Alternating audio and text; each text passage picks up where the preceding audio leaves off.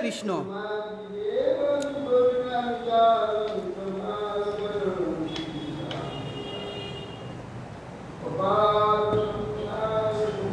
আবার তিলক উঠে পালিয়ে যাচ্ছে কিন্তু কোথায়?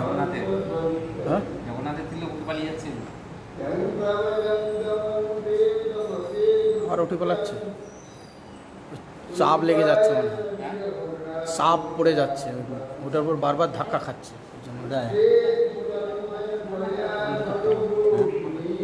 জগন্নাথের তিলক চাপ, মানে রূপোর তিলকটা করা আছে না, তিলক দেখাই যায়, মুঠোকে তো ঢুকে যাচ্ছে, শুধু তিলকই দেখা যায়। ওই জন্য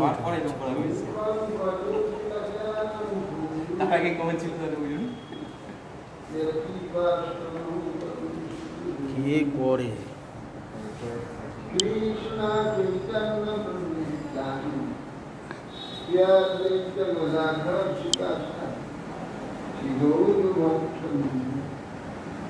हरे कृष्ण कृष्ण कृष्ण हरे राम राम কৃষ্ণ नमस्ते नरसिंहाय वरदाय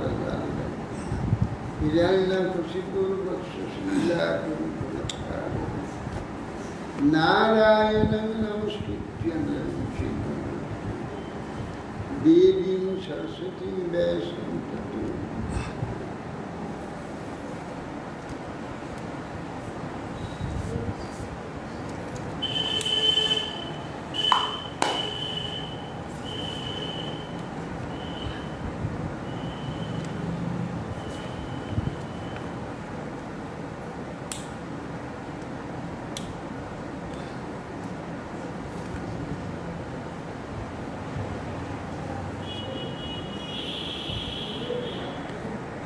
জয়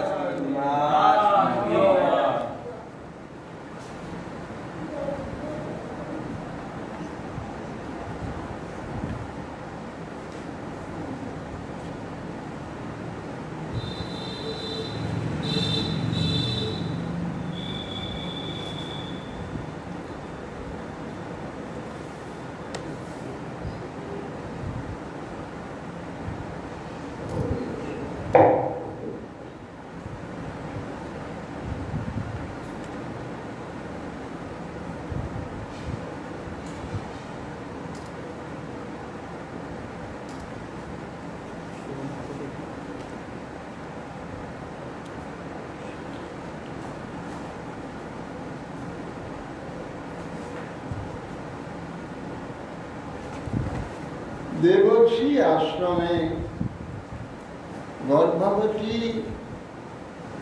मामार माता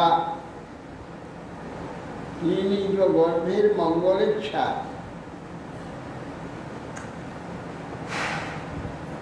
এবং ইচ্ছা প্রসবে এবং স্বামী আর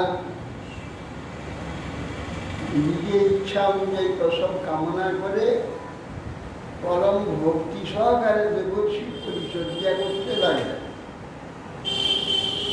পরম দয়াল ঋষি নারদ আমাকে উদ্দেশ্য করে নিরত আমার মাতাকে ইচ্ছা প্রসব ও হিংসা রহিত বিশুদ্ধ আত্মধর্মের কথা, আত্মবিবেক জ্ঞান উভয় প্রদান করে। দীর্ঘকাল হয় স্ত্রীলোক বলে আমার মাথা সেসব উপদেশ স্মৃতিপটে নাই।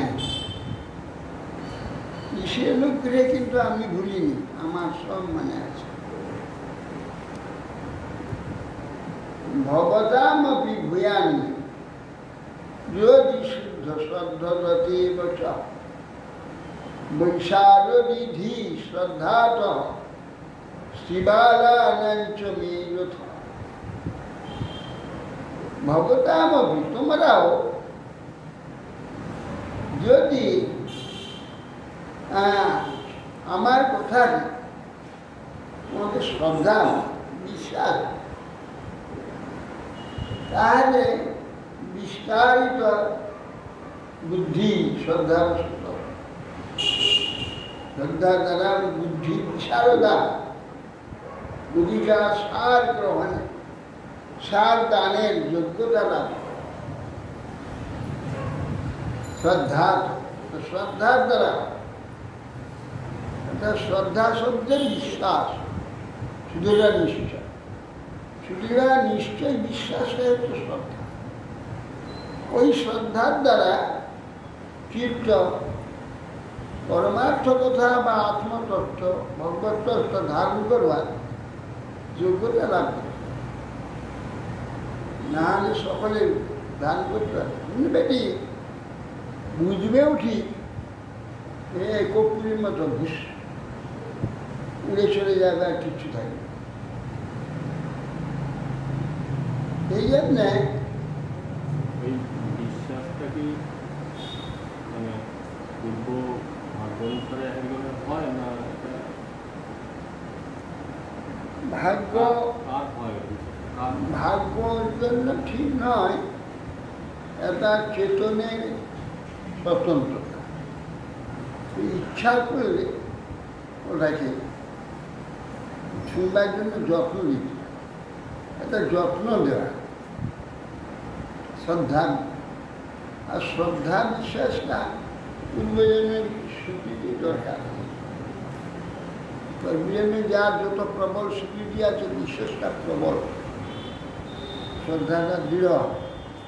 স্মৃতি অল্প থাকলে আর দুষ্ট গ্রহের প্রভাব থাকলে পারবে না। আমি ভাবি হেন কর্ম না করিবার বিধাতা করাই কেন। কেন এই গ্রহগুলো দুর্বল, গ্রহগুলো তাই করতে দেয়।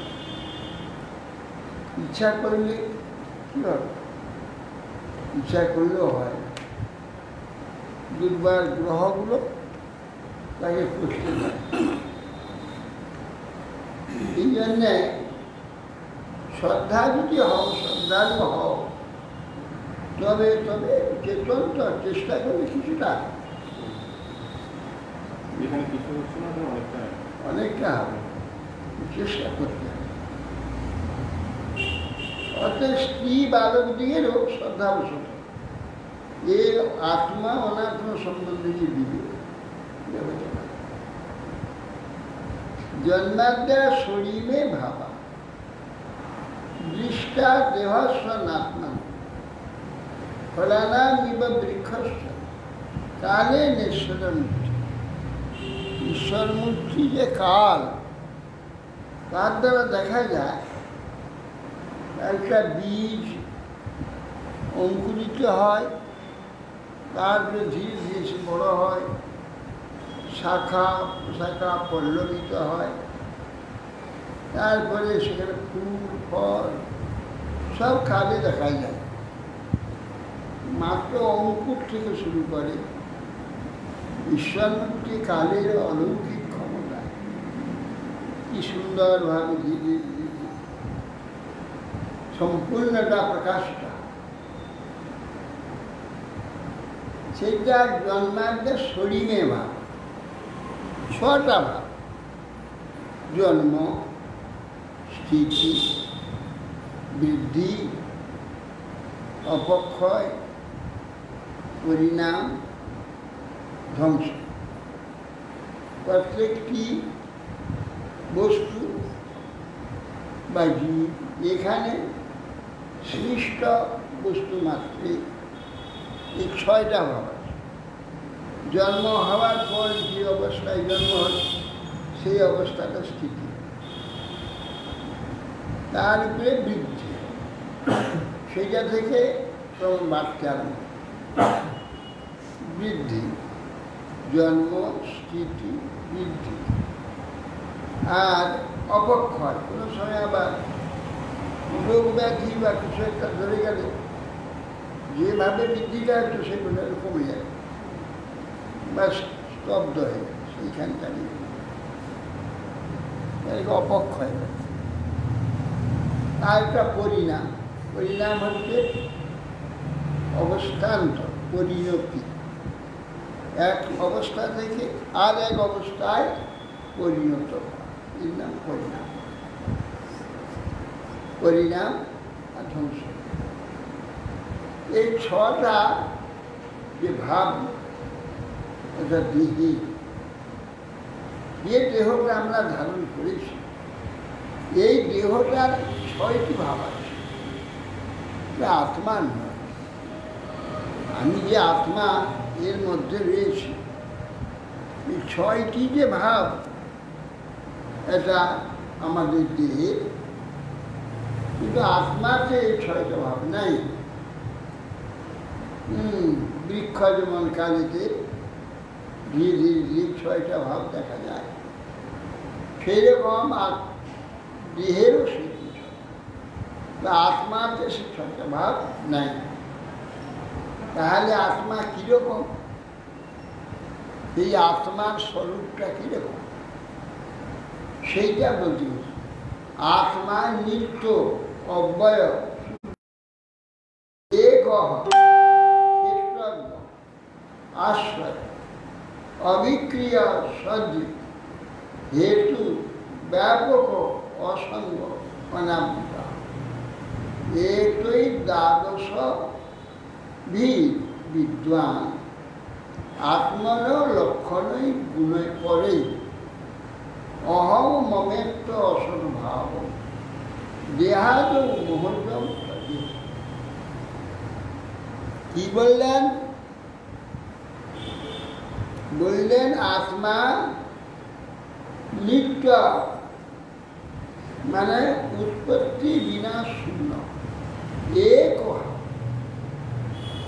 নিত্য,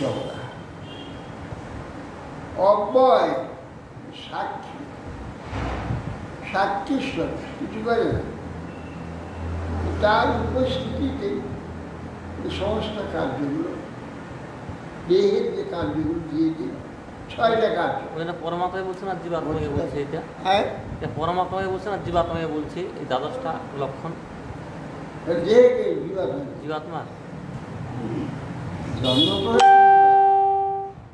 জীবাত্মা এখানে আসছে, তার উদ্দেশ্য।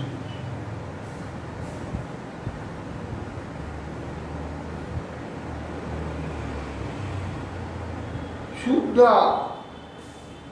এখানে কোনো জিনিসে আটকে যাবে না, আকৃষ্ট হবে না। এই শুদ্ধতা আত্মাতে আছে, দেহ মনে নেই। দেহ মন পরিবেশ যেমন হবে, মনটা, বুদ্ধিটা, দেহটা শুদ্ধ, সেই ভাব হবে। কিন্তু আত্মাটা হবে, আত্মা একই ভাব, শুদ্ধ। এই শুদ্ধতা আত্মাতে আছে, দেহেতে নেই, মনেতে নেই, বুদ্ধিতে নেই। অবস্থা সঙ্গে সঙ্গ অবস্থা, পরিবেশ, সেই অনুযায়ী শরীর, মন, বুদ্ধি পরিবর্তিত হয়।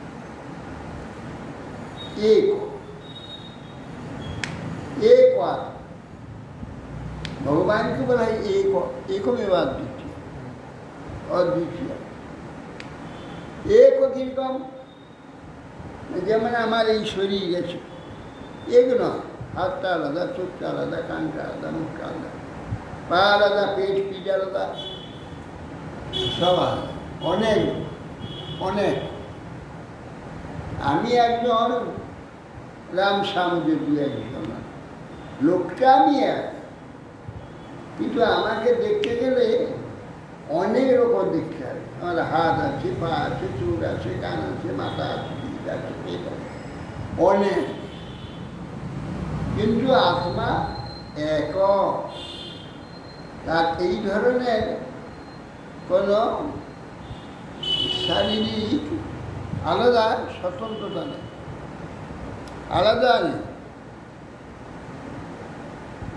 তার কোনো আকৃতি নেই, তার নিরাকার নেই, আকৃতি আছে। যে আকৃতি থাকে, চোখ কান নাক থাকলে অনেক হয়। তাই এ কত রইল না, চোখের যা কাজ, কানের যা কাজ, নাকের যা কাজ, মুখের যা কাজ, হাতের পায়ে যা কাজ, সমস্ত কাজ সবটাতে হচ্ছে। সেই জন্য আকৃতিতে না হলে কি কাজই এক।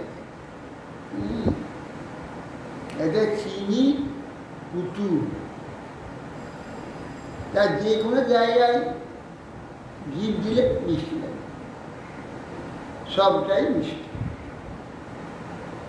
যার অন্যরকম ভাবনা কি সেই প্রকার চেতনটা এইরকম, সবটাই যখন চেতন মানে জ্ঞান, জ্ঞানময় শরীর যদি সব সর্বত্র একই কাজ। যেমন মনটা আমাদের এক, মনটা দুই নেই। দেখো এই মনেতে একসঙ্গে দেখা, শোনা, গন্ধ, স্পর্শ একসঙ্গে সে নিচ্ছে। তার সর্বমনটা দিয়ে একসঙ্গে সবটা হচ্ছে। শরীর আত্মাটা এটা আত্মার আভাস।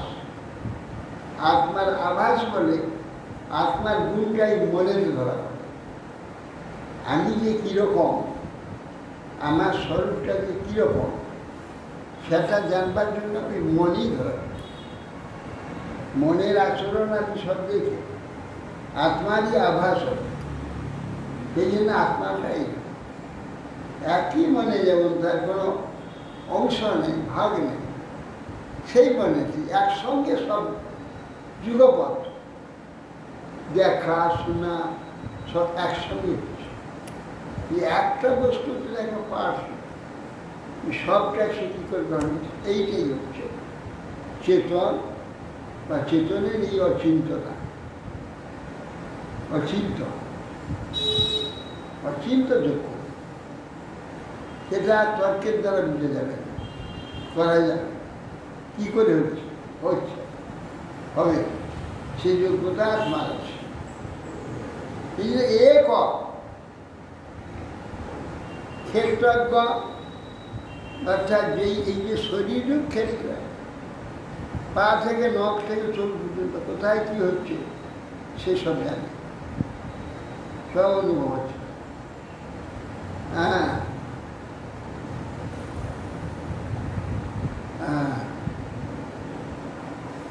এক ক্ষেত্র আর আশ্রয় সর্বাধার। আত্মা সমস্তটা কার্য, মানে আমার শরীরের সমস্তটা কার্যটা সে ধরিয়ে দিয়েছে। আত্মাতে ধারিত আছে, দেখা, শোনা, গন্ধ গ্রহণ ইত্যাদি যত রকমের কার্য শারীরিক আছে, সব আত্মা সবটাই ধারণ করেছে।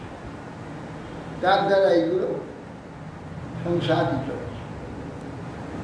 আশ্রয় অবিক্রিয়া, এটা বিকার হয়। এখানে সর্ববস্তু পরিবেশ অনুযায়ী, অবস্থা অনুযায়ী বিকৃত হয়, কাল অনুযায়ী বিকৃত হয়। আত্মা কখন বিকৃত হবে? একই ভাব, নির্বিকার। সাদ্রিক স্বয়ং প্রকাশ। আমার শরীরের মধ্যে কোথায় কী হচ্ছে আলো নিয়ে দেখতে হবে না, সে দেখছে এখান থেকে, সর্ব শরীরটা দেখতে পাচ্ছে কোথায় কী হচ্ছে।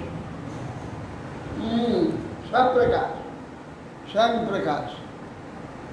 তাকে প্রকাশ করবার জন্যে অন্য কিছু যন্ত্র দরকার নেই, স্বয়ং প্রকাশ।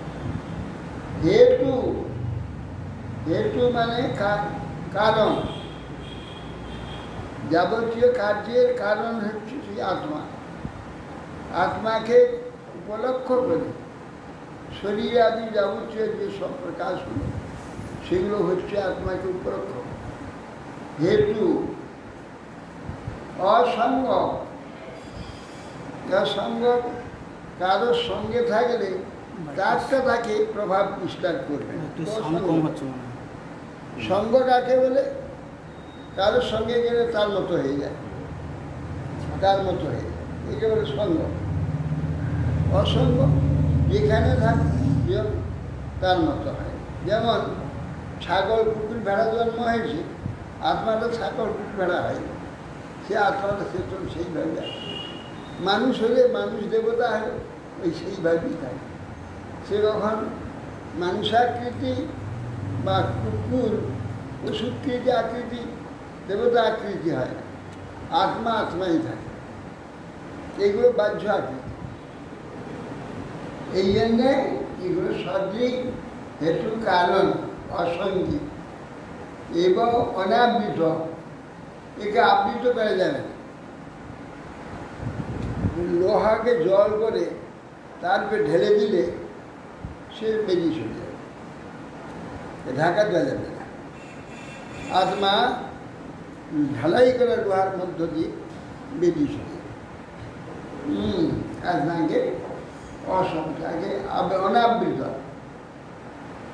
এই যে কটা গুণ বললাম, এটা হচ্ছে আত্মার 10টা না 12টা 12টা। এটাই দ্বাদশভি বিদ্যান। এই 12টা 12টা গুণ আত্মার জেনে, লক্ষণ জেনে পরে অহম মামাত্রি যে দেহটাতে, আমি এই দেহটা এরকম বুদ্ধি আছে, এই অসৎ ভাবটা ত্যাগ করবে। কিন্তু দেহেতে এটা নাই, দেহে যে ভাবগুলো আত্মাতে নাই, এইটা জেনে সে দেহেতে আমি যে ভাবটা পরিত্যাগ করবে। কেন দেহটা বিকৃত, আমি চাই না বিকার হোক, সে বিকার হয়ে যাচ্ছে। আমি চাই না দুর্বল হতে, দুর্বল হয়ে যাচ্ছে। আমি চাই না জেগে থাকতে, সে জেগে থাকছে, ঘুমাতে দিচ্ছে না, ঘুম আসছে না। এই জন্যে দেহটা আমার মতো নয়, আমার ইচ্ছা মতো চলে না। বুঝতে হবে এ আমার নয়, এ আলাদা। সেই জন্য দেহের প্রতি যে আমি, এই যে মমতা, করবে। ব্যাপক শব্দটাকে কীভাবে বোঝা যাবে? ব্যাপক সর্বশরীর অবস্থান, সে আছে এক জায়গায়, কোন একটা জায়গায় তো আছে, তার সেইখানে থাকবে, অন্যদিকে থাকবে না। দেখা যাচ্ছে চুল, পায়ের নখ থেকে চুল করে দোকাবাজি করে ঘটনাই দিয়েছে। হ্যাঁ, সব ব্যাপারটা বলতে গেছি। ব্যাপক মানে বিস্তারিত, ব্যাপক আর এক্সটানস্থিত দুটো আলাদা না। এক জায়গায় থাকা আর ব্যাপক থাকা। এক জায়গায় ধরে আমি এইখানে বসে আছি, বাইরে নেই, কিন্তু সে এইখানে বসে থেকে সবটা সব দিকে আছে। হৃদয়ের মধ্যে হয়তো আত্মা বসে আছে, পায়ের মুখ থেকে চলছে, কিন্তু সব দিকে যেখানে কিছু হচ্ছে সে অনুভব করছে, বসে আছে এক জায়গায়। একে ব্যাপক। হ্যাঁ, তিনি সর্বত্র আছে, ভগবান ব্যাপক, সর্বত্র আছে, কোথায় নেই, সব দিকে আছে। আর বস্তু বলতে গেলে জড় বস্তু সম্বন্ধে আমাদের ধারণা কোনো এক জায়গায় থাকলে আরেক জায়গায় থাকবে না। এটা হলো বস্তু, জড় বস্তু ধর্ম। চেতনের ধর্ম কি? এক জায়গা থেকে একটা যোগী এখানে বসে আমেরিকায় কী হচ্ছে বলতে এই ব্যাপকত্ব। যদি আত্মা আসে, ক্ষুদ্র চিৎকন আত্মা, তবে সে আর দ্বারা সে এমন ব্যাপকত্বটা, তার ব্যাপকত্ব আছে শরীর। সেটা আমাদের অযোগ্যতার জন্য, মায়া যোগ্যতার জন্য, সেটা আমরা বুঝতে পারছি। কিন্তু যখন মায়া দিয়ে তাকে ছেড়ে দিয়ে তপস্যা করবে, সত্যি তার যোগ্যতাকে প্রকাশ করবে, এখান থেকে আমেরিকায় কী আছে সব বলবে। কোথায় কি হচ্ছে সর্বত্র ব্যবস্থা। যেমন বিদ্যুতের ব্যাপারটা, আমেরিকা এখান থেকে কত দূরে আছে, তার সঙ্গে একসঙ্গে কথা বলছে, 1 সেকেন্ড দেরি হচ্ছে, কী করে হচ্ছে? বিদ্যুৎটা কথা আছে সর্বত্র সমান, সেখানে হলে এখানে হচ্ছে একসঙ্গে, একে বলে ব্যাপক। ওখানে কথা বলছে আর এখানে শুনছি, অল্প ডিস্টেন্স কত দূর। কেন বিদ্যুৎটা এমন শক্তি যে যুগপদ একসঙ্গে আছে, সেখানে হওয়া মাত্র এখানে হচ্ছে। এ যদি জড় বস্তু জড় বিদ্যুতের ক্ষমতা থাকে, তাহলে আত্মার ক্ষমতা থাকে, এবং ওর চেয়ে তো আত্মা বিদ্যুৎ এটাও স্থূল, কিন্তু বিদ্যুতের চেয়ে আত্মা আরো, আত্মা কিরকম ব্যাপক, এইরকম সর্বব্যাপক। এই লক্ষণগুলো জেনে, এই 12টি লক্ষণ জেনে দেহের প্রতি যে আমি অহংভাব, এই যে মোহ ত্যাগ করে,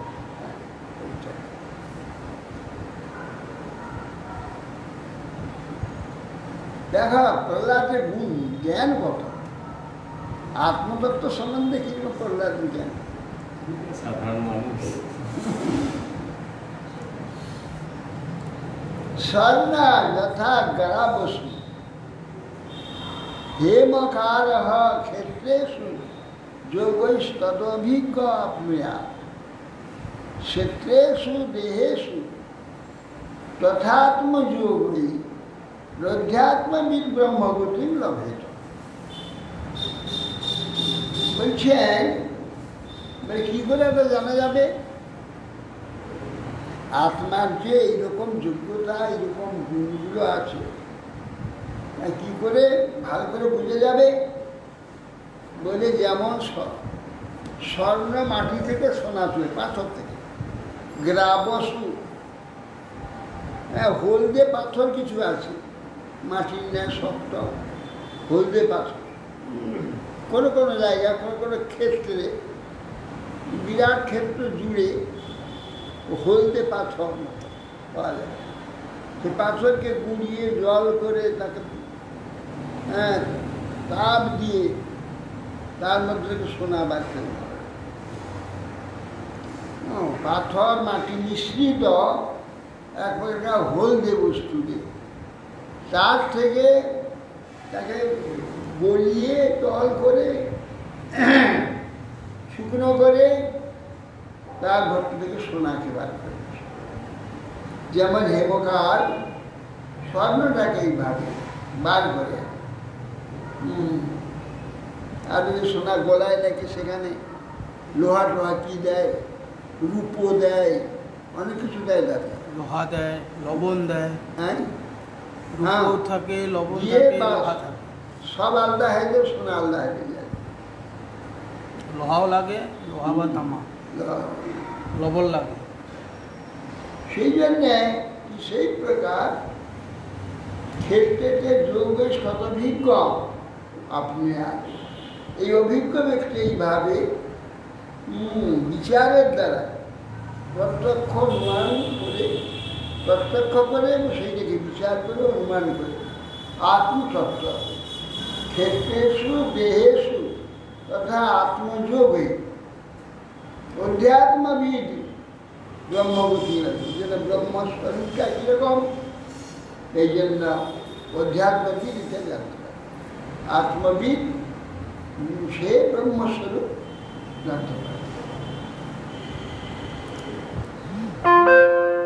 অষ্টৌ প্রকৃতয়া প্রোক্তস্তয় এব হি তদ্গুণা বিকারা ষোড়শাচর্যৈ পুমানেক সমন্বয়। বলছেন যে অষ্ট প্রকৃতি, সেটি আপনি বলব মন বুদ্ধি অহংকার, আটটা প্রকৃতি।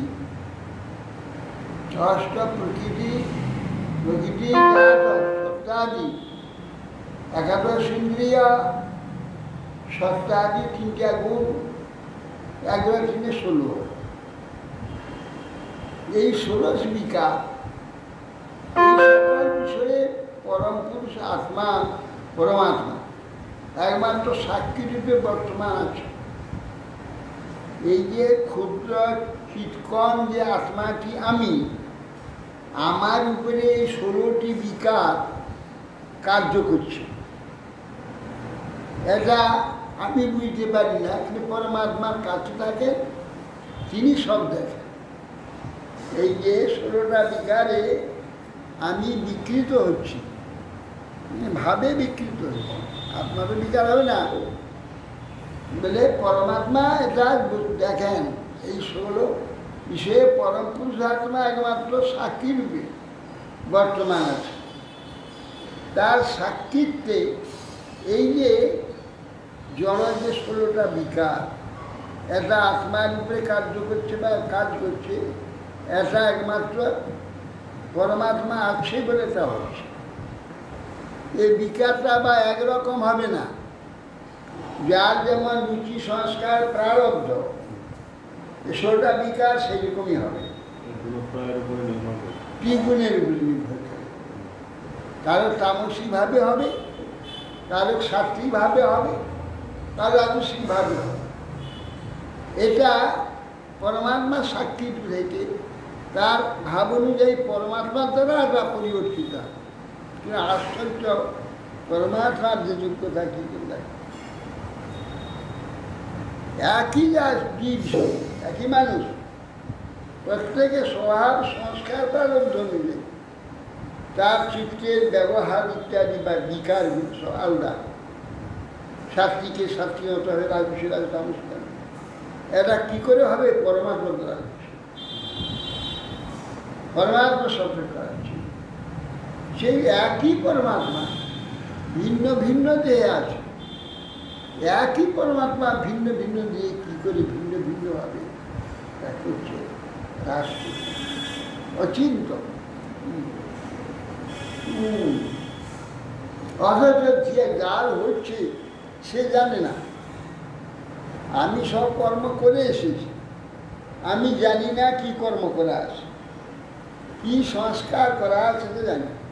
সব সংস্কারের কর্ম, স্বভাব, রুচি পরমাত্মাই প্রকাশ করছে। আমি জানি না কি কি আমার আছে, আমি কি কি স্বভাবে কার্য করে এসেছি আমি জানি না, পরমাত্মা জানে। সেই রকম স্বভাব হতে পরমাত্মা সেই স্বভাবটা, সেই রকম সব কিছু অদ্ভুত ব্যাপার। ভাবলে মাথা ঢুকবে না, চিন্তা করতে পারে কি করে সম্ভব। ঠিক পরমাত্মা তার সেই, শুধু মানুষ নয়, পশু পক্ষী, কীট পতঙ্গ, তাদের যে স্বভাবগুলো সব তার দ্বারা প্রকাশিত। তার করবার কিছু ক্ষমতা নেই। তার কারণ সেই পোকাটা, সেই পিপিলিকাটা কোথায় গেলে তা সেই খাবারটা পাবে, তার ব্যবস্থা করা আছে। ওকে চালিয়ে নিয়ে ওখানে নিয়ে যাবে, নিয়ে গিয়ে ওইটা পাইয়ে দেবে। সে মতিটা দেবেন উনি, তো ওই দিকে চালাবেন, সে ওই দিকে যাবে। তার তো বিচার নেই, জ্ঞান নেই, কিছু নেই। পশু পক্ষীরা কি ভগবান তাদের চালিত করলে তার যেখানে যা প্রাপ্তি আসে। কোথায় গিয়েছে, বেদ লাঠি ঘা আছে, কোথায় উত্তম খাদ্য আছে, এসব যা কখন কোনটা তার প্রাপ্তি হবে, উত্তম লাঠি ঘাট প্রাপ্তি আছে, ওইখানে নিয়ে যাবে। লাঠি ঘা খাবে, কোথায় উত্তম খাদ্য আছে ওখানে নিয়ে যাবে, উত্তম খাদ্য। এসব কার্যটা একটা নয়, অনন্ত অনন্ত প্রাণী। প্রত্যেকের আলাদা আলাদা সব কার্যগুলো এই একজন। কি করে এটা হচ্ছে? একজনের শক্তিতে এটা হচ্ছে। আর যারা দেবতাগুলোকে রেখেছে সেই সেই কাজগুলো করাবার জন্য। কিন্তু কাজের প্রেরণা সত্যি ওখান থেকে আসে, আত্মা পরমাত্মা।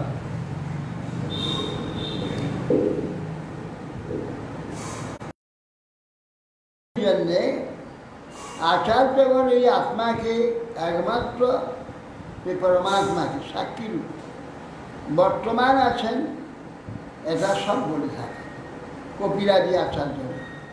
একমাত্র আত্মাই, পরমাত্মাই সমস্তেরই মূল। সব দেহস্থ সর্বসংঘাত জগত তস্থু রীতি বিধা অতৈব মৃগপুরুষ নেতি নেতি অতত্ত্বজন। দেহস্থ সর্বসংঘাত, এ দেহটা সর্বসংঘাতে আছে। এটি আছে, বৃদ্ধি আছে, ক্ষয় আছে, ক্ষুধা আছে, তৃষ্ণা আছে, প্রসন্নতা আছে, উৎসাহ আছে, কত রকমের সংঘাত এই দেহেতে। দেহস্থ সর্বসংঘাত, যত রকমের সংঘাত এই দেহটা সব সংঘাত।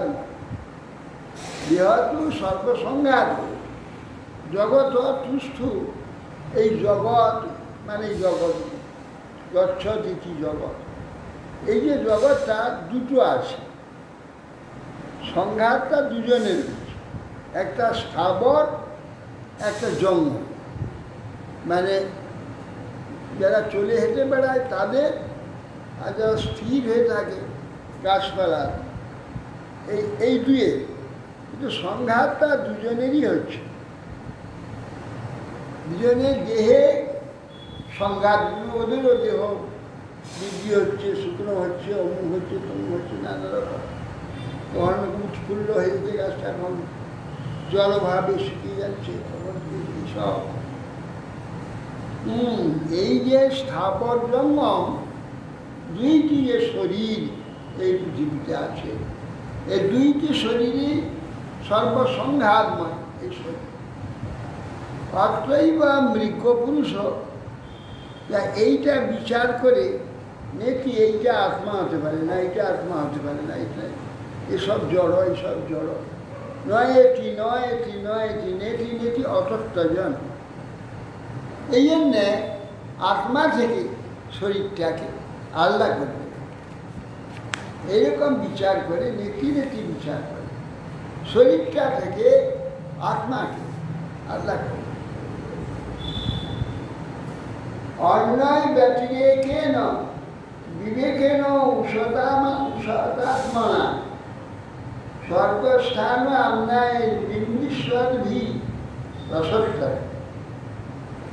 বলছেন যারা শরীর থেকে মুক্ত হবার ইচ্ছা আছে, এই শরীরটা থেকে নিজেকে মুক্ত করবে, এরকম ইচ্ছা নিকান্ত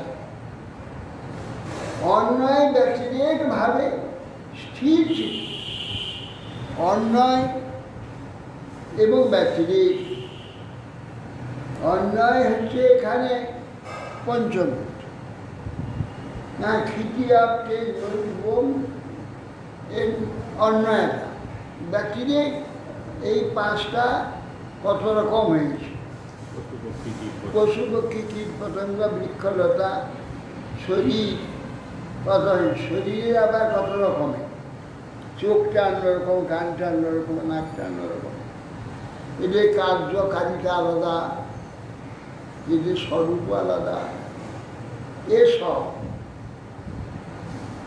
অন্যায় এবং ব্যতিরেক ভাবে অন্যায়টাকে জেনে সেই অন্যায়টা মানে মোক্ষ, যেটা নাকি পজিটিভ, তার যে নেগেটিভ দিকগুলো, তার যে ব্যতিরেক দিকগুলো সব বিচার করে জানবে যে অন্যায়টা বিকৃত হয়ে এতগুলো ব্যতিরেক হয়েছে, কিন্তু আত্মা আমি তো ঠিক আছি, আমি বিকৃত হয়ে যাই। অথবা আত্মাকে জেনে দেবে, দেহের অন্যায় ব্যতিরেক বিবেকে ওষনা, যে অন্যায় ব্যক্তিভাবে বিবেকে উষনা, এই বিবেকরূপ উষতা, বিবেকরূপ যোগ্যতা, বিবেকরূপ মূল্য, বিবেক মানে বিচার ক্ষমতার মূল্য, এই মূল্যের দ্বারা তাকে বুঝতে হবে। সদাত্মারা বিবেকের দ্বারা এটাকে বুঝতে হবে, বিবেক থাকতে হবে, বিচার ক্ষমতা। বিবেক কোত্থেকে আসবে? বিবেক বিবেক তো ঘুমিয়ে আছে একটা জায়গায়। বিবেক তো সকলের মধ্যে আছে। বিবেক কার আসবে? বিবেক সেই ব্যক্তিরই আসবে যার নাকি কর্তব্যবোধ কট্টরভাবে রয়েছে। বিবেক তারই, যাতে কর্তব্যের গলদ আছে, তা বিবাহ হয়ে কি করে? কর্তব্য এটা করবে না, সেটা ঠিক ডাইরেক্ট ভাবে যেটা করার, যে লক্ষিত বলি সেটা যেতে পারবে না, দোদুল্যমান হয়ে যাবে। এই জন্য সে ধরতে পারবে। এই কর্তব্য বোধটা কোন জায়গা থেকে আসে? সব যে কর্তব্য জীবের নিজস্ব ব্যাপার, কর্তব্য নিজস্ব কর্তব্য। সে কর্তব্যবোধটা যদি তার ঠিক না থাকে তাহলে তার বিবেক হবে না, তার বিবেক কিছু তার দোদুল্য মাত্র। কর্তব্যবোধটা কাঠে মানে ওই যে শীল করা বলে, এই শীল করার কর্তব্য, মানে এটা জীবকে নিজেকেই করতে হবে। শীল করার মতো কর্তব্য। ওই কর্তব্যবোধ কি করবে? ওই ঠিক যায় তাকে নিয়ে যাবে। আর যদি বিকল্প থাকে, ঠিক একটাতে নিশ্চিত না, তাহলে তার হতে পারে না, বিবেক হবে। সেই জন্য বিবেক ছাড়া এটা ধরতে পারবে। আর বিবেক তারই আছে যা নিষ্ঠ, কর্তব্যনিষ্ঠ। কর্তব্যনিষ্ঠ ব্যক্তি বিবেক প্রাপ্ত। বিবেক একটা ভয়ানক জিনিস। বিবেকই একমাত্র দেহ থেকে আলাদা করতে হবে। বিবেকই দেহ থেকে আত্মাকে আলাদা করতে হবে, আর কোনো রকম করা যাবে না। বিবেকটাকে তাহলে বিচার দ্বারাও হবে না, বিচারের দ্বারা হবে না, কম্পিউটারে হবে না, ওর দ্বারা হবে না। কেবলমাত্র কর্তব্য বুদ্ধি তাকে ঠিক জায়গায় নিয়ে যাবে। যেমন সারাদিন চেষ্টা করে আগুনি পারল না বাঁধতে, কি করেছে তার তোমার হলো না। আমাকে নিশ্চয় হচ্ছে গুরুদেব বলছে জল আটকাতে, এ কাজটা তোমায় করতে হবে, কথা হলো না, তাহলে আমার তো সবটাই হয়ে যাবে। গুরুদেবের আদেশটা তোমাকে পালতেই হবে। চিন্তা নেই কী করে পারবে, তাহলে শুয়ে পড়ি। আমি তো আটকাই তো, কিন্তু আটকাতে বলেছে, কতক্ষণ আটকাবো বলেন? বলেছে তুমি জলটা বেরিয়ে যাচ্ছে, জলটা আটকাও না, কে শুয়ে পড়ে কিছুটা আটকাই। তার কথা, তার গুরুদেবের কথা রক্ষা হবে, আদেশ পালন সে করল, সে জল আটকাতে হবে। এই প্রকার কর্তব্যে কর্তব্য পালন, তার যে নিষ্ঠা, এর যে আপনার বিবেক দাঁড়িয়ে গেল, বিচার ক্ষমতা স্থির হয়ে গেল, তখন সে কি করবে? যা কিছু আত্মা সম্বন্ধে জানবে সেটা প্রত্যক্ষ অনুভব হবে, তাহলে বুঝতে পারবে। শুনতে মাত্র বুঝবে, ভালো লাগবে, কিন্তু তার ক্রিয়া হবে না, তার মধ্যে ক্রিয়া হবে না। বিবেকটাকে তাহলে মনুষ্যত্ব বলা হচ্ছে। বিবেকটাই তো মনুষ্যত্ব। পশুত্বের মধ্যে মনুষ্যত্ব তো বার্তায়, এইটাই তো মনুষ্যত্ব। মনুষ্যের বিবেক আছে, অর্থাৎ বিচার ক্ষমতা আছে, পশুটা যাদের ওরকম বিচার ক্ষমতাটা যদি কাজে লাগায় তাহলে সে মনুষ্য। বিচার ক্ষমতা যদি কাজে না লাগায় মনুষ্যত্ব কোথায়? যেখানে মনুষ্যত্ব নেই, বিবেক নেই, যেখানে বিবেক নেই সেখানে আত্মার সঙ্গে বুঝবি কী করে? আত্মা তো এরকম হতে পারে না, হতে পারে নয়। আত্মা তো স্থির বস্তু, যাহা সত্য, হ্যাঁ সেইটাই যথাযথ, সেইটাই। সেখানে তো বিকল্প নেই। কিন্তু এখানে তো আমার চিত্ত বিকল্প করা স্বাভাবিক, আমার যে চিত্ত বিকল্প করছে, কিন্তু চেতন যে আত্মা তার তো বিকল্প নেই, সে একটাই, স্টিল একটা। তাহলে বিকল্প যে বুদ্ধিটা, যে মনটা বিকল্প করছে বা যে বুদ্ধিটা বিকল্প করছে, সে স্টিল যে আত্মা, তাকে বুঝবে কী করে? বুঝতে পারবে না, বুঝতে পারবে না। ঠিক এ যদি ঠিক তাই হয় তাহলে ধরে নেবে, বড় কঠিন জিনিস, নাহলে একবারে সহজ। যারা নাকি একবারে নিষ্ঠ, সহজ লাগে। আর যারা নিষ্ঠ নয়, নিজের ইচ্ছা অনুযায়ী সব করে, নিয়ম অনুযায়ী করে না, ইচ্ছা অনুযায়ী করে, এরকম ব্যক্তি কখনো আত্মাতত্ত্বটাকে ধারণ করতে পারে। নিয়ম অনুযায়ী চলে, ইচ্ছা অনুযায়ী চলে। নিয়ম মরে যাব, নিয়ম ছাড়ব। যেটা বলছেন না, খণ্ড খণ্ড হয় যদি যায় দেহ প্রাণ, তথাপি না বলবেন ছাড়ব। তাহলে হরিনাম কি বলবে? তো আমি তোমাকে ছেড়ে দেবো? তোমার খণ্ড খণ্ড যদি দেহ প্রাণ হয়, তুমি আমাকে ছাড়বে না, আমি তোমাকে ছেড়ে দিতে পারি? একটু কি শ্লোক আছে না, হরিনাম তাকে ছাড়বে না। দেহ ধর্ম রক্ষতি রক্ষক, হ্যাঁ, শ্লোক আছে না, যে ধর্ম রক্ষা করে তাকে ধর্মই রক্ষা করে। হ্যাঁ, ধর্ম রক্ষতি রক্ষিত, কি বলছে? রক্ষিত। যে ধর্মকে রক্ষা, ধর্ম মানে এইটা মনুষ্যত্ব কর্তব্য বলিতে ধর্ম, আর ধর্ম ঠিক আছে। একে যদি আমি রক্ষা করি, যাকে আমি রক্ষা করব সে আমাকে রক্ষা করবে, নিয়ম। কেন এখানে ভগবানের জগৎ, ভগবান এখানে সমস্ত বস্তুরূপে অবস্থান করছে। আমি যদি কোনো বস্তুকে অবহেলা করি, সে আমাকে অবহেলা করে, আর কাউকে অবহেলা না করি, সে আমাকে অবহেলা করবে না।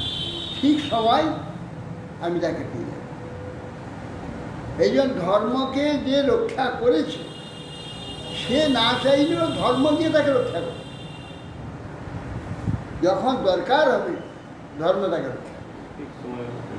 ঠিক সময় সে বুঝতে পারবে না যে কী করে রক্ষা হয়, ধর্ম তাই যে রক্ষা করে। হ্যাঁ, ফাঁকি মারা যাবে না কোনো রকম। হ্যাঁ, মোট কথা কোনো রকম ফাঁকি মারা যাবে না। না, জড় জগতে এখানে ফাঁকি দেওয়া যাবে, ফাঁকি দিয়ে কাজ করে যাবে।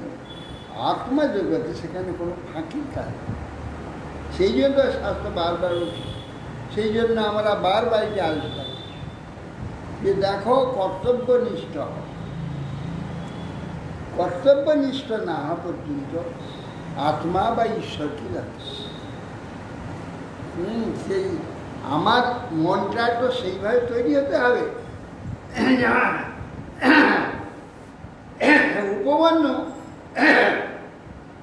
আরুণিটা করলো কেন? যে আমি যে আজ গুরুদেবের কথাটা রক্ষা করতে পারলাম না, গুরুদেব যখন আমাকে উপদেশটা দেবেন, সেটা রক্ষা করতে পারবো না। আমার যে চিত্তেটি, ওই যোগ্যতা তো নাই, রক্ষা করবে কী করে?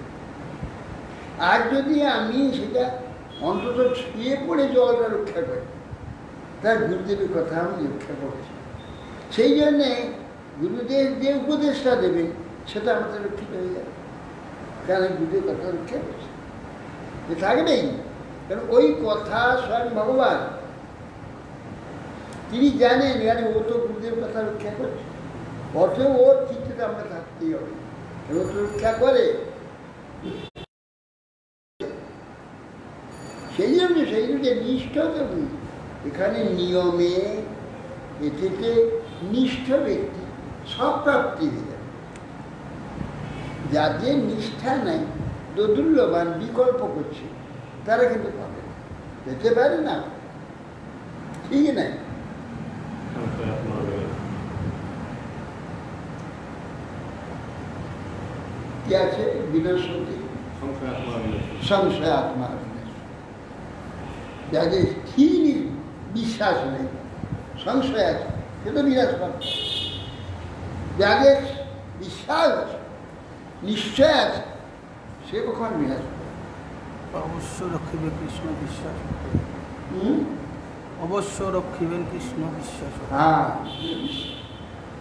আমার বিশ্বাস থেকে যে কৃষ্ণ আমাকে রক্ষা করবে, তো কৃষ্ণকে রক্ষা করতে বাধ্য হবে, যেহেতু বিশ্বাস করে একে রক্ষা করতে হবে। এই জন্য এই জগতে সর্ববস্তুটাই ভগবানই হয়েছে। বস্তুগুলোকে যদি আমি আজ ঠিক মতো রক্ষা করি, সেও আমাকে সময় রক্ষা করে। কোনো চিন্তা নেই।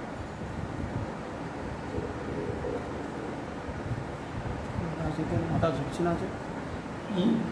নারায়ণ কথা কথা মাথা ঝোঁকায়, আজ স্টিল হয়ে আসেছে। অন্যায় ব্যতিরেকেন বিবেকেন উষতাত্মনা সর্বস্থানস মান্নায় বিনিষদ্বি আসক্তে। অতএব এই যে সংসার শরীর থেকে মুক্ত হওয়া, যে ব্যক্তি মুক্ত হওয়ার জন্য ইচ্ছা আছে, অন্য ব্যক্তিকে ভাবে না এখানে যে যা নাকি স্থির চিত্তে, হ্যাঁ, সৃষ্টি স্থিতি প্রলয় নিরূপণ করবে, এইগুলি হচ্ছে আসল। এইগুলি আসল, যা নিশ্চয় করতে হবে, সেই নিশ্চয়তে দাঁড়িয়ে থাকতে হবে। যতদিন পর্যন্ত এই নিশ্চয়তে দাঁড়িয়ে থাকতে পারছে না, এ হয়ে যাচ্ছে, ভ্রষ্ট হয়ে যাচ্ছে, ফেসলে যাচ্ছে, ততদিন কিন্তু হবে। যতদিন এটা না মন্ত্রের সাধন বা শরীর পতন, সে আত্মাতে প্রতিষ্ঠিত না, আত্মাতে কোনো ভেজাল নেই। এখানে সব ভেজাল দিয়ে চলে, ভেজালে চলে, কিন্তু একমাত্র ভেজালহীন ভগবান আর আত্মা, আমি। এতে কোনো ভেজাল, এতে ভেজাল দিয়ে কি করেছে না হবে, নির্ভেজাল ভাবে থাকতে, সব কার্যতে নির্ভেজাল হতে হবে, তবে ভেজালে যেতে হবে। যেন ভারতের রাজ্যের দোষে না ভেজালের জন্য, অন্য রাজ্যে এত উন্নত হয়েছে কেন? একটা ছোট্ট রাজ্যে তার উন্নতি দেখে মাথা খারাপ হয়ে যায়। ছোট্ট রাজ্য, 5 কোটি 6 কোটি লোক আছে, 5 কোটি 6 কোটি। 20 তলা 50 তলা বাড়ি সব। একটা এই যে জাপানের দিকে আছে 5 লক্ষ লোক, হ্যাঁ, পৃথিবীর সবচেয়ে 11 জনের কোটিপতি, সবাই ধনী। করি কি করে হলো? 500 লক্ষ লোক, একটা দেশ। এই গোটা লোক এত উন্নতি কি করে? শুধু এই নিশ্চয়, নিশ্চয় তাদের যে নিষ্ঠা, যেমন তারা এত, মানে আমাদের তো এই ভারতবর্ষ হচ্ছে ধর্মপ্রধান দেশ, অধ্যাত্ম দেশ, আর তারা তো অধ্যাত্ম দেশ নয়, তারা কেবল বাস্তবটাকে তাদের ভোগের দেশ। আমাদের প্রত্যেকে ভোগ করতে হবে উত্তম রূপে, সেই জন্য আমাদের প্রত্যেকে নিষ্ঠ হতে হবে। এই জন্য তারা সেই নিষ্ঠার উপরে এত বড় হয়েছে। জাপানে একটা বন্ধু, বাঙালি বন্ধু গিয়েছে জাপানে, ওই বন্ধুর বাড়ি। সে বন্ধুর হচ্ছে ডেয়ারি আছে, নিজের ডেয়ারি, যে ডেয়ারি আছে, তো বন্ধু গেলে হাতে বসে রয়েছে। কী হয়েছে বন্ধু? আমি গেলে হাতে বসে আছি, না আমার দরকার যে দুধটা, যে দুধে আমরা সমস্ত খরিদ্দারকে বেচাবো, কিন্তু এক কেজি দুধ কম হয়ে যাচ্ছে, 1 লিটার, 1 লিটার দুধ কম হয়ে যাচ্ছে। চিন্তা হয়েছে তো তাকে আমি কী দেবো? তো প্রত্যেকেই যা যা বলেছে, যা যা দেওয়া উচিত সেটা তোমাকে দিতে হবে, কিন্তু এই 1 লিটার যে কম হয়ে গেল, এটা আমার কোথেকে পূরণ করবো সেই চিন্তা আমি ভীষণ।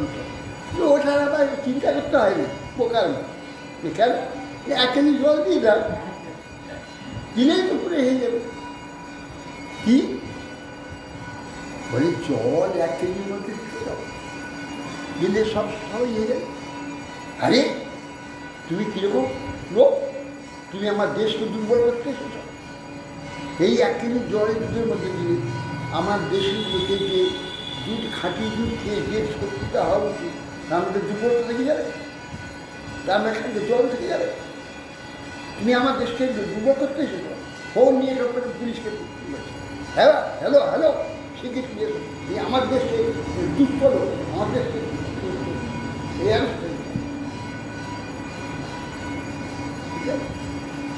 এই এইরকম হচ্ছে নিষ্ঠ। তারা এই জন্য এত শিষ্ট। তাদের বলা আছে যে মিটিং হবে, 5টায় মিটিং হবে। একজন এসে গেছে কোনো কারণে রাস্তায় একটু দেরি এসেছে, সে একটা আসলে 1 মিনিট হয়েছে, দেবে 1 মিনিট আর ডুবে গেছে, যেটা কাজ আরম্ভ হয়ে গেছে। এই সময় আমি শুধু সবাই চঞ্চল হয়ে যাবে, যে কাজটা সবাই চঞ্চল হয়ে যাবে, কাজ খারাপ হবে। অথচ সে 1 মিনিট যদি হয়ে গেছে ঢুকবে না কখন। আমার ভারতবাসী আমাদের 5টায় 5:30 পার হয়, দেখবেন সে শেষ পর্যন্ত 5:30 6টা পর্যন্ত 6:30 পর্যন্ত আর 6:30 সে যায়, 6:30 সে ঢুকছে, 6:30 সে ঢুকবে। কি এদের কি উন্নতি হয়? এদের উন্নতি হয় এই জন্যে ভারতে এত বড় দেশ, এত লোক থাকলেও ভারতের বৈষয়িক উন্নতি হয়, আধ্যাত্ম উন্নতি আছে, সেটা আলাদা জিনিস।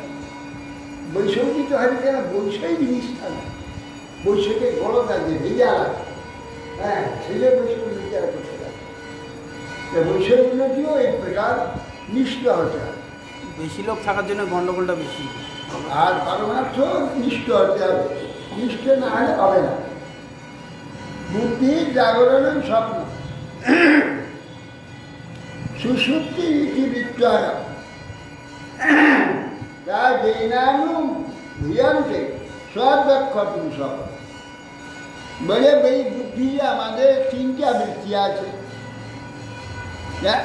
বুদ্ধি কখন জেগে থাকে, কখনো স্বপ্ন দেখে, কখনো নিদ্রিত। বুদ্ধি জাগরণ সুষুপ্তি স্বপ্ন 3টি আছে। এই 3টি বৃত্তিকেই যিনি অনুভব করেন তিনি নিয়ন্তা পরমাত্মা। এই 3টিকে নিয়ন্ত্রণ করে। সুষুপ্তির তো আমার কোনো নিয়ন্ত্রণ নেই, স্বপ্নেও আমার নিয়ন্ত্রণ নেই। স্বপ্নের সময় আমি জাগরণের দৃশ্যে একবার বলে দিই, জাগরণের কথা একটু মনে থাকে না, এই জন্য আমার নিয়ন্ত্রণ নেই। কেবল জাগরণে আমার নিয়ন্ত্রণ আছে, স্বপ্ন সুষুপ্তিতে আমার কোনো নিয়ন্ত্রণ নেই। কিন্তু ভগবান এই 3টি নিয়ন্ত্রণ করেন। আমার যে জাগ্রত স্বপ্ন সুষুপ্তি 3টি তার দ্বারা নিয়ন্ত্রিত। যে পুরুষ যিনি নিয়ন্ত্রণ অনুভব করেন তিনি নিয়ন্ত্রণ পরমাত্মা, পরম পুরুষ। এ আমার এই 3টি অবস্থাকে যিনি অনুভব, তার দ্বারা আমি উত্তম রূপে ঘুমিয়েছি, ঘুমটা ভালো হয়নি, ঘুমানোর তার দ্বারাই জানতে, সে পরমাত্মাই আমাকে জানিয়ে দেয়। তার ভাবে তার উপস্থিতিতেই আমি অনুভব করতে পারি যে আজকে ভালো ঘুম হয়নি, সেই জন্য কী খুব উত্তম বা উত্তম রূপে নিদ্রা হয়েছে জানতে পারি। এতে জীবন নাই পর্যস্তই বুদ্ধি ভেদে ক্রিয়ত ভবেই সর্বম আত্মন ও বুদ্ধের গন্ধের বায়ু নিবান নয়। পুষ্পাদি গন্ধের দ্বারা যেমন বায়ুর জ্ঞান, দূরে পুষ্প ফুটে আসে, এখানে গন্ধ পাচ্ছি, জানলে কী করে গন্ধ এলো? পুষ্প তো বহু দূরে আসে, তখন জানি যে ওটা বায়ুতে আসে, বায়ু জ্ঞান, বায়ুর দ্বারা পুষ্পের গন্ধ আসে। এই জন্যে এইভাবে ঠিক সেই প্রকার ভিন্ন ভিন্ন ক্রিয়া থেকে উৎপন্ন এই ত্রিবিধ বৃত্তি বিশিষ্ট যে বুদ্ধি ভগবদাশ্রয়ে আত্মাশ্রয় বুঝিবে। বলছে এই যে 3 প্রকার বুদ্ধির যে ক্রিয়া আমাদের যে সেটা ভগবত আশ্রয়েতে 3 প্রকার ভিন্ন ভিন্ন ক্রিয়া। স্বপ্নের ক্রিয়া আলাদা, সুষুপ্তি ক্রিয়া আলাদা, জাগ্রতের ক্রিয়া আলাদা। এই যে ভিন্ন ভিন্ন ক্রিয়া থেকে উৎপন্ন যে বুদ্ধি ত্রিবিধ বৃত্তি, সাত্ত্বিক বৃত্তি, রাজসিক বৃত্তি, তামসিক, এই বৃত্তিগুলো দেখে রাজসিক, তামসিক, সাত্ত্বিক বৃত্তি এই সবগুলো সে নিজে বুঝতে পারছে কেন আমার এটা ভালো লাগছে, কেন রাজসিকটা ভালো লাগছে, কেন তামসিকটা ভালো লাগছে, কেন এটা ভালো লাগছে। ভগবত আশ্রমে যে এইরকম সংস্কার আমার রয়েছে, এইটাকে ছাড়তে হবে, এটাকে পাল্টাতে হবে, এগুলো সেই ইচ্ছার করবে। অবশ্য সেই ইচ্ছা যদি করে নিশ্চিত হয় ভগবান করে দেবেন। করার কাজ মালিক হচ্ছে ভগবান। আমি শুধু ইচ্ছা করব, চাইছি না, আমি শ্রেষ্ঠ হতে চাইছি না, নিষ্কপটে এই ইচ্ছাটা আমার হবে। আমি নিষ্ঠ হতে চাইছি না, সেইটা চেষ্টা ভগবান আমি করি। আর আমি যদি সেটা যে চেষ্টা না করি ভগবান করবি কেন? এই জন্য করার কার্য করার মালিক হচ্ছে ভগবান। আর আমি ইচ্ছা করা মানে সেইটা নিষ্কপটে ইচ্ছা করি, তিনি করিয়ে দেবেন। আমি সন্ধ্যাবেলা এই রাত্রে শোয়ার সময় আমরা যদি মনে করি যে ভোরে আমাকে 3টের সময় উঠতে হবে, তা না হলে ট্রেন, প্যাসেঞ্জার ট্রেন ধরা যাবে না, ঠিক 3টার সময়। আমি হয়তো উঠি প্রত্যেক দিন 5টার সময়। আমি শোয়ার সময় যদি মনে করি যে আমাকে 3টের সময় উঠতেই হবে, হ্যাঁ আমি দেখুন ঠিক 3টার সময় ঘুমে গেল। সে ঘুমটা ভাঙাবে কী করে? আমি ডেলি 3টার সময় উঠি না, কিন্তু আমার ঘুম ভাঙানো কী করে? ওই পর আমাকে ভাঙিয়ে দেবেন। মালিক আছেন, উনি ভাঙিয়ে দেবেন। 3টার সময় ঘুমিয়ে, তাহলে আমি নিষ্ঠ হয়েছি। যখন আমি যেসব বিষয়ে নিষ্ঠ ভগবান দেখছেন সেইটা করিয়ে দেবেন। নিষ্ঠ হয়েও তারপর যদি অনবধানত আমার হয়ে যায়, অন্যমনস্ক হয়ে যায়, কিন্তু সেটা হয়ে যায় কেন? আমার নিষ্ঠা করা আছে, ভগবান সঙ্গে করে। আমি বুঝতে পারি না কী করে হয়ে গেল। আমি চিন্তা করি যে এক সময় আমি নিশ্চয় সেটা করবই, এরকম আমার নিশ্চয় করা আছে। কিন্তু কার্যক্ষেত্রে এবং পরিবেশ অনুযায়ী সেটা আমি ভুলে গিয়েছি, কিন্তু দেখা যাবে সেটা হয়ে গেল। এরকম বহু দেখেছি, ঠিক সেটা হয়ে গেল। কী করে হলো না? এই পরমাত্মা করবে। আমি যে নিষ্ঠা করে রেখেছি ওই সময়টা হবেই, ওটা করবই, কোনো কারণে হয়তো অনুবাদ হয়, কিন্তু ওইটা করবে ভগবান।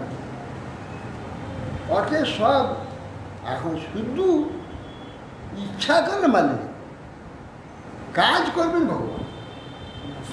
ইচ্ছাটা স্বতন্ত্র আর কি জীবন। হ্যাঁ, আমার ওইটুকু স্বতন্ত্র, আর কোনো স্বতন্ত্র, শুধু ইচ্ছা করা স্বতন্ত্র। নিষ্কপটে ইচ্ছাটা করতে হবে, নিষ্ঠাপূর্ণ। আমি এইভাবেই চলব, এইরকম ওইটা করিয়ে দেবেন। আমার যদি সেটা না থাকে কী করে হবে?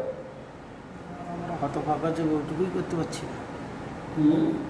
হতভাগ্য জীব আমরা ওইটুকুই নিশ্চয় করতে পারছি না। এইটাই তো মুশকিল। তা নাহলে কত সহজ দেয় যে আমরা কিছু আমাদের করতে হবে, শুধু আমাদের কথাগুলো শুনে জেনে আমাকে কেবল নিশ্চয় করতে হবে, নেবো কি নেবো না। এইটা যদি আমি নিশ্চয় করি তো এটা করিয়ে দেওয়ার মালিক কিন্তু করিয়ে দেবে। ওইটুকু নিশ্চয় আমার থাকে, ওইটুকু নিষ্ঠা, ওই কি বলে নিষ্ঠা বা শ্রদ্ধা, শ্রদ্ধা বা বিশ্বাস বা নিষ্ঠা, ওইটা থাকলেই বা আর পরিচিন্তা নেই, সব কাজ চলে যাবে।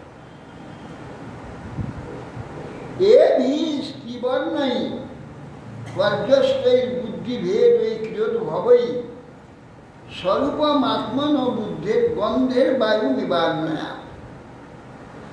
পুষ্পাদি গন্ধ যেমন বায়ু জ্ঞান জন্ম হয়ে যায়, ভিন্ন ভিন্ন ক্রিয়া উৎপন্ন থেকে আমাদের যে আত্মা এবং বুদ্ধি এবং মন যে সব কিছু পৃথক হয়ে যাবে, আমি সব জানি।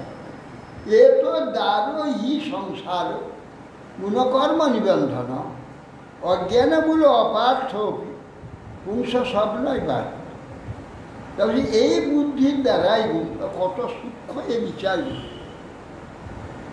এ বুঝতে পারাই মুশকিল, মাথায় ঢুকাই মুশকিল, তো করা তো দূরের কথা। মুশকিল, ভগবত কৃপা ছাড়া হয় না। তথাপি শুনে রাখাই ভালো, শুনে রাখলে কোনোদিন হয়তো হতে পারে। কেন না, এটাও দাম আছে। ভগবান তো শুনছে, দেখছে যে আমি শুনছি, ও অবহেলা করছিল। আবার শুনতে বসে যদি অবহেলা করে সেটাও দেখবে, যে শুনতে বসেছে ও অবহেলা করছে, ওইটাই আর তার চিন্তা রাখবে, চিত্তে থাকতে আর দেবেন না। শুনবার জন্যে বসে মন দিয়ে শুনবার ইচ্ছা করে, হ্যাঁ, তাকে ভগবান তাকে শ্রবণ করে, সেই দিকে মধ্যে দিয়ে রাখে। সবই করাবেন উনি, ইচ্ছাটা আমি করি। শুনতে বসে যদি আমি অন্যমনস্ক করে, তাহলে সুতো বস্তু আমার মাথায় রাখবে না। আর শুনতে বসে যদি আমি একাগ্রভাবে শুনবো, আমি এটা জানবো, এইভাবে যদি শুনে ভগবান ধরে খেতে শুনতে শুনতে অনেক সময় অন্য মানুষ হয়ে যায়। হ্যাঁ, চিন্তা সৃজন থাকবে না, নিষ্ঠা থাকে না, শুনলে ভগবান থাকে না। এরপর আরো হি সংসার গুণকর্ম নিবন্ধন, এই বুদ্ধির দ্বারাই গুণ এবং কর্মানুসার প্রাণীগণের সংসার, এর দ্বারাই গুণ এবং কর্মের দ্বারা প্রাণীগণের সংসার, প্রাণীগণের সংসার। পুরুষের স্বপ্নের ন্যায় সেই সংসার অজ্ঞান। এই যে সংসারটা হচ্ছে কিসের জন্য? এই গুণ কর্ম আদির দ্বারা। একটা গুণকর্ম হয়, গুণ সাতটি রাজস্ব, তিন গুণ, তিন গুণে কোনটাকে পছন্দ করছি, এর দ্বারা এই সংসার। মানে সত্যগুণের প্রসঙ্গে সত্যগুণে আর উন্নত সংসার, নিজে নিজে গুণগুলো বুঝতে পারা যায়। হ্যাঁ, আমার সত্য গুণ না রজগুণ না তমগুণ, নিজে বুঝবে, বুঝে যাবে না। তমগুণী ব্যক্তি বুঝতে পারে, তার বুঝলে আসছে না। তমগুণী ব্যক্তি না, অনেক সময় বুঝতে পারে। কেন আমাদের চিত্তে বলে তিনটে গুণকে সমানভাবে কাজ করে। সত্য প্রকাশ হয়ে যাচ্ছে তখন প্রকাশটা থাকবে, তখন হ্যাঁ, যখনই প্রকাশ হয়ে যায় তারপরে আবার ওটা চলে যাবে, তখনই ধরে নিবি তো ভুল হচ্ছে, না করা উচিত ছিল, তখন জীবনে অতি তামসী ব্যক্তিও অনেক সময় অনুশোচ করে, ও ভুল হয়ে যায়, নিজেই করেছে, নিজে অনেক কাজ করেছে, করে একটু করে অনুশোচনা করতে তখন সাত্বিক গুণ এসেছে। গুণ প্রকাশ না হলে গুণগুলো স্থায়ী, অন্যায় করে না করা উচিত, স্থায়ী থাকছে না নাকি, সবসময় পাল্টে ঘুরছে, তিনটা গুণ পর পর পর পর আসছে। আর যাদের সাত্বিক গুণ দীর্ঘদিন ধরে চলছে, যার সাত্বিক গুণ আছে, তামসী রাজসী আছে, তার ভিতরে ডুবে চলে যাচ্ছে সাত্বিক, সে চলে যাচ্ছে, তার উপরে সাত্বিক রয়ে যাচ্ছে, সাত্বিক গুণটাও সবার উপরেই থেকে যাচ্ছে, থেকে যাচ্ছে। তার তামসিক জ্ঞান আছে, তার সাত্বিক রাজসী আছে, তামসিকটা নিয়ে যাচ্ছে, সাত্বিক আর রাজসী চলে যাচ্ছে। যে গুণটা বেশি সেটা উপরে থাকছে। হ্যাঁ, সব শুনছে, সব বুঝছে, কিন্তু কিছু করতে পারছে না, কেন ওই তামসিক গুণটা তার ভিতরে, ও নিজে চলে যাচ্ছে। তেমনি যেইটা আমি স্বীকার করব, যেইটাকে আমি পছন্দ করব, যেইটা আমি গ্রহণ করব, সেইটা কিন্তু ধরে রেখে দেবেন ভগবান, সেটা ছাড়বেন। আর যেটা আমি গ্রহণ করবো না সেটা চলে যাবে। মোট কথা হচ্ছে, আমার যে জেনে এখানে শুনে এই যে নিশ্চয় করো, কি কি আমি নিশ্চয় করব সেগুলো ঠিক করবে। না, একবার নিশ্চয় করে নিলে এটা সারা জীবন বয়ে নিয়ে যাবে, সারা জীবন সেটা বইতে হবে। বয়ে নিয়ে যাবে। হ্যাঁ, আর একবার যদি ঠিক মতো নিশ্চয় করে দেয় সারা জীবন সেটা চলবে। ভগবান তাকে সেইটা দম একবার দিলে সারা জীবন দমটা চলতেই থাকলো। অতএব সেই জন্য বলছে চিন্তা নেই। যে এই বুদ্ধির দ্বারাই গুণ কর্মানুসারে প্রাণীগণের সংসার, পুরুষের স্বপ্নের নেই এই সংসার অমূলক, বৃথা মিথ্যা, বাস্তবে এখানে হরে কৃষ্ণ।